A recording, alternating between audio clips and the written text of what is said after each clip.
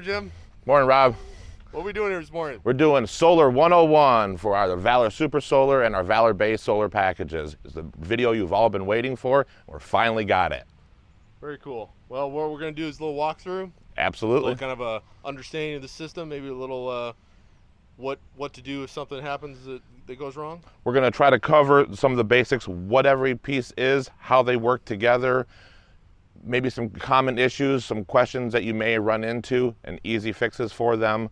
In addition to that, what to expect out of your solar, what it can do, what it can't do, what it's designed for, what it's not.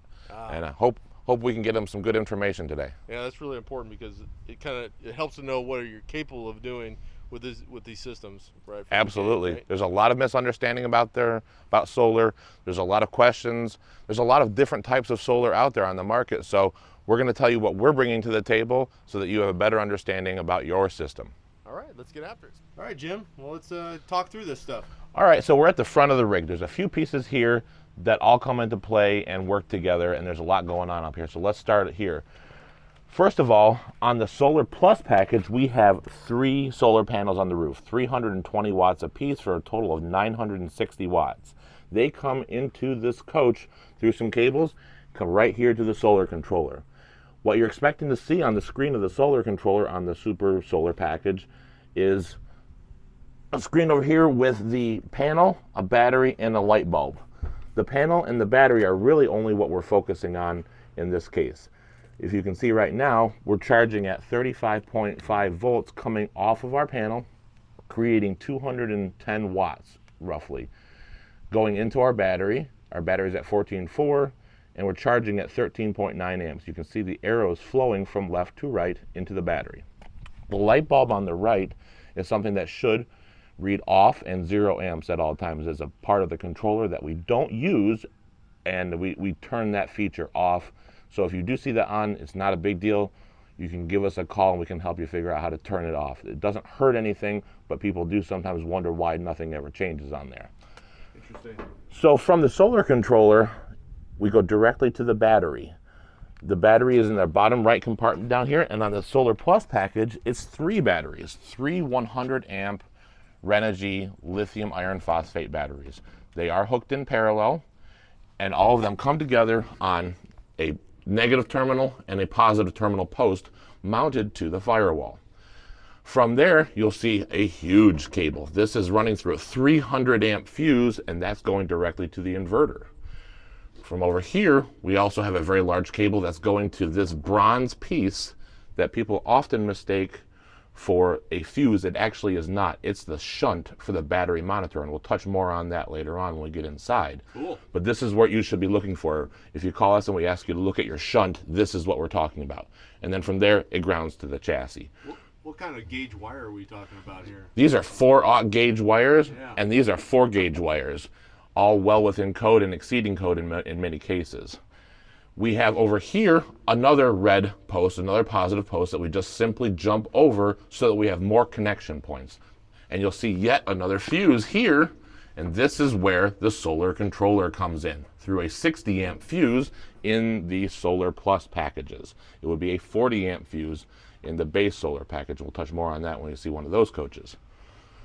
We have a battery disconnect here, and what that's going to do is turn off everything in regards to the mini breakers here, in addition to the fuse bank inside the coach, what we'll see shortly. So this is where all the power is stored, from charging from generator, from shore power, and from solar. And you can leave your battery disconnect switch off while parked, and your solar will still charge your batteries. That's a common question we get all the time. That's a great feature. So while it's sitting in storage or sitting in your yard, it does not have to be plugged in for your solar system to continue to charge your system, and you have your battery disconnect off, so you make sure that you're not drawing anything from your system while it's just sitting there. Nice feature on that. Okay. So let's move up to the inverter charger right above it. This is one of the biggest beasts of our system, and people don't really understand necessarily what it does and what it does not, but let's start here. Okay. This has the ability to invert from 12 volt to 110 volt, thus powering some circuits of your coach, 5 circuits in this case. It also has the ability, with shore power coming in, to charge your battery. So it's an inverter charger. And it will also charge when it's under generator power as well, because generator power simply mimics shore power. And in this case, we're not plugged in here at the plant. We're just sitting out in the parking lot. So we have no power coming in on the shore power side. It is inverting, and it is putting out 119 volts at the moment. This is a little battery indicator. It's just got a bunch of bars. As the batteries get drained, it will go down, and then as it gets charged, when you're plugged in, you'll see another icon over here, an arrow pointing to the in, saying that it is getting charged. So there's a lot of things going on here. There's other screens that get a little more in depth, but for the most part, this does not need to be changed. This does not need to be modified, and you really don't need to come up here and hit any buttons on it. When you're plugged in, we're looking for charge. We're looking for the light to come on and say charge. You'll see 110 in or 120 in charging. You'll see this, and if you have a fault, then a fault number will show up in the middle of the screen here, and this light will show up. And most likely there will be a siren going off in here, an extended beep, just like the sound that you heard. If you do encounter a fault, first of all, pay attention to what number it is. That will help us help you figure out what's going on. Are those numbers in the manual for Renogy? They are in the Renogy inverter charger manual that's available online all over the place. Great. So that would let me know, what the fault is, and if I couldn't figure that out, then I could, at least have that in mind when I'm talking to customer service. Absolutely. That'll give you a general idea of what type of fault it is, whether it's an overload, a low voltage, a high voltage. Those are the three that we see more than anything else. The high voltage being very, very uncommon, but the low voltage certainly does happen more frequently as people are learning how to use their system. There's one thing that we ought to make sure you wear. It's not immediately obvious, but there is a power switch right behind these gray seal-tight connectors. And if you've got a fault on your inverter and it's squealing at you, making a horrible sound, flip that battery switch off for 10, 15 seconds, and then flip it back on. Okay. Often that will reset the situation and everything will be fine. But that is one of our first steps. Anytime we get a squealing code up here, feel free to just come and turn it off and turn it back on, and that there's no harm, no foul in doing so. It is worth noting that your inverter charger must be on, even when you're plugged in, when you're in bypass mode, in order for you to power the 5 circuits that are on the sub panel, the Intellitronix panel that's inside the coach. So often people ask me, well, I got no power on this. Is your inverter on? No, I'm plugged into shore power. Well, in our case, you do have to have it turned on, because not only is it an inverter, but it is also a charger, and that would turn off the charging feature as well. Okay, and right now the fan just came on. Absolutely. It's starting to work a little bit. So Yep. Is that concerning at all? Not at all. It is normal for that fan to cycle on and off as needed. It is thermostatically controlled. It's it's a warm summer morning here in Elkhart, Indiana, and we are inverting, so that is creating some heat, and it's just doing its job to keep itself cool. Okay, great. All right, Jim. So we're inside, and can you explain a little bit about what's going on in here? Absolutely. There's a lot going on here. Here's kind of like the central command on a Solar Plus model. There's a number of pieces here, and they all work together to give you functionality when you're both plugged into shore power and when you're boondocking and running off of inverter or generator. Let's start with a very, very basic one. This is your battery monitor. Okay. This works in conjunction with that shunt that I pointed out when we were up front. So that's what gives you this reading. Exactly. Okay. This is a bunch of data that gives you a kind of a status of your system at the moment and what you can expect from it going forward. And here's what we're dealing with. At the bottom left is real-time actual voltage of the battery bank at the moment. To the right of it says plus 4.6 something amps here. That means 4.6 amps are at the moment going into the battery. That's what your solar panels are feeding, or if you're plugged in, that will also show up, and that number would be significantly larger if the batteries are accepting a charge. Right now, there's really nothing going on in here. We just have some lights on, and you can see that the solar is charging at a fairly low rate because the batteries are fairly full. They are not 100% full. 100% you're expecting anywhere from 14.1 to 14.5. It's important to note that these are the only two pieces of real data involved with the system. The rest of these numbers and icons are actually calculated based off of a capacity that is set from the factory at 300 amps. You could certainly change that if you added batteries. Is that because it's 3 batteries, so 100 amp batteries? Yep, three 100 amp batteries for a total of 300 amp hour capacity. Gotcha. So with this, it's just going to basically add and subtract into the battery, and that's how this is going to be calculated. So if you set it at 100 when it's full, if you use 20 amp hours out of it, it's going to show 280 amp hours remaining, and then use a percentage thereof. This number here is how much time you have left if you were in the negative. For example, if this said negative 3.55, this number would change to say you have 12 hours and 8 minutes left, and at this particular rate, at this particular snapshot in time, that's how much time you have left before your batteries get turned off by the onboard BMSs of the battery. BMS. Battery management system integrated into each one of the Renogy batteries that protects them and allows them to get charged fully without being overcharged. Gotcha. Current wattage going into the battery at the moment, right there, is 58 watts. All right. So that's, and notice that it's pulsing on and off. It's not a hard flash. It's fading in and fading out, fading in and fading out. That's a good thing. That just simply means it's charging. Don't worry about that. That's a good thing. If you saw hard flash on and off, then there's an error involved with that, and that requires a little bit more in-depth looking. But this is positive. This is what we want to see. Okay. Moving to this left, we're going to go, this is just a basic fuse panel of all the 12 volt items that are in our coaches. This is where all of the power feeds through here. That's on these circuits. Okay, so for this coach, we're in a 3611. Yep. 36V11 this morning.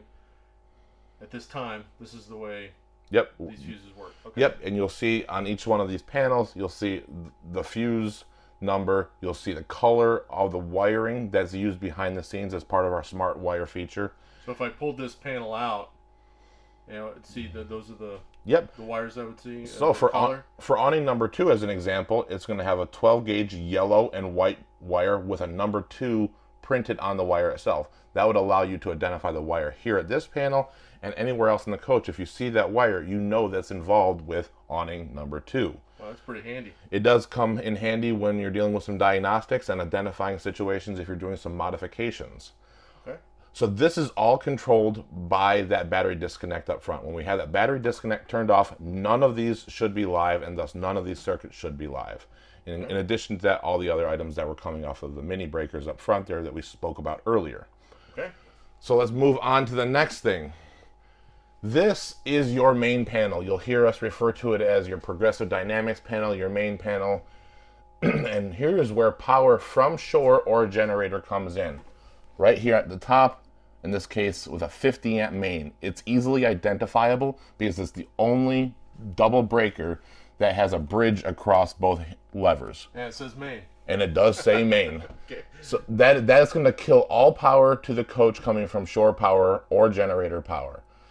It doesn't mean that you can't invert and run the rest of the circuits on the sub panel that we'll get to shortly, but this is where power comes in and is distributed to these circuits. It's important to know that none of these circuits and anything that's on them is attached to the inverter, meaning that when you are boondocking, none of these are going to be live. Okay, so I look at here, I see water heater, so that means I don't have power to... The electric side of the water heater. Right, but I can use propane, You right? sure can, because it's run by 12 volt and propane, so that's a redundancy that we don't need to use here. Okay. And we have 2 air conditioners. The bedroom air conditioner and the garage air conditioner are not on the inverter. They are on this main panel. They would only be utilized when plugged into shore power or on generator power. That's a common misconception. So which Just air want to be conditioner clear. is supposed to work? The inverter is going to power the central air conditioner over the main part of the coach, the middle AC. Also, your washer and dryer will not be operational while boondocking as well. But you do see here one that's going to help us lead to the next thing is sub-panel inverter. So this is where the bypass of that inverter comes in that we were speaking about in the front there. It comes in from shore power and leaves through this single 30 amp breaker and goes directly to the inverter charger, that Renogy inverter charger up front that we spoke about.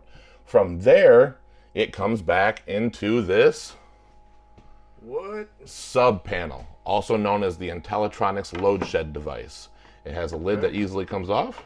So is it And easily goes. Intellitronix on? Yep. Okay. So if you call us and we ask you to look at your Intellitronix panel, this is the one we're asking you to look at. It's black. It's square versus the Progressive Dynamics being rectangular. And Take it off. Cool.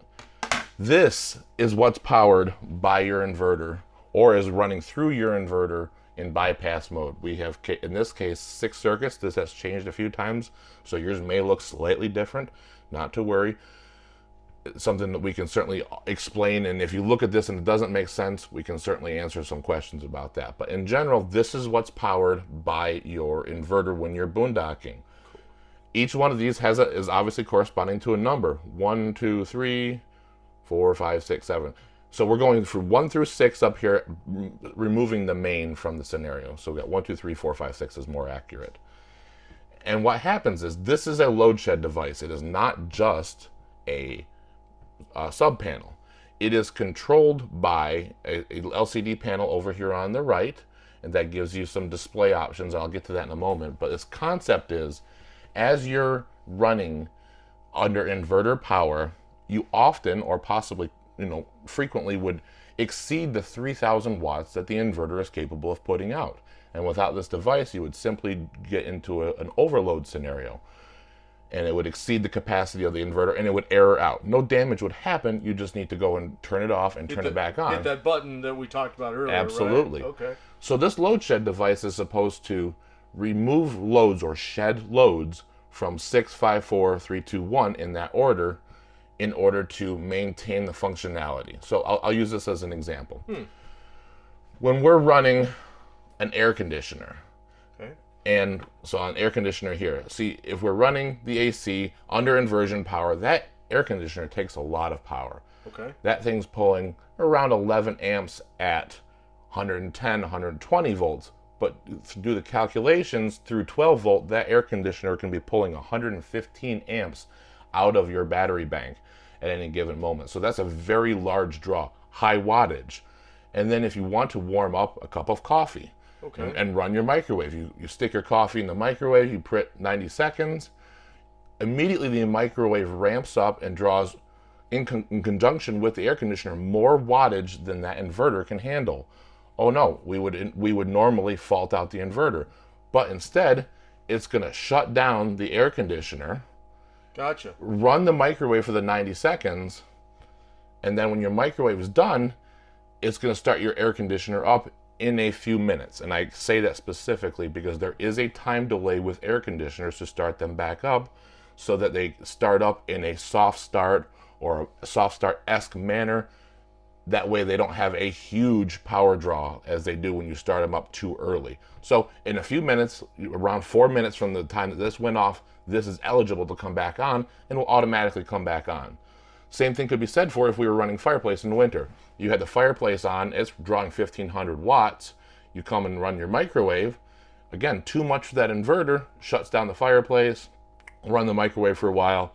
When we're done, fireplace kicks back on. There's no time delay on that. Okay, so you're saying the priority is from left to right.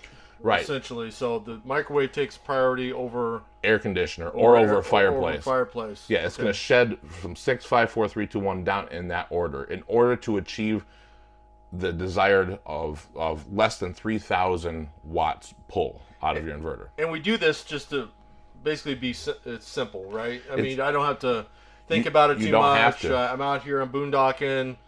It's need going to use the microwave for a second and be like, oh, I forgot to turn the AC off. It does it for me. It does it for you. Okay. The concept is that it helps you manage your power without any input from you.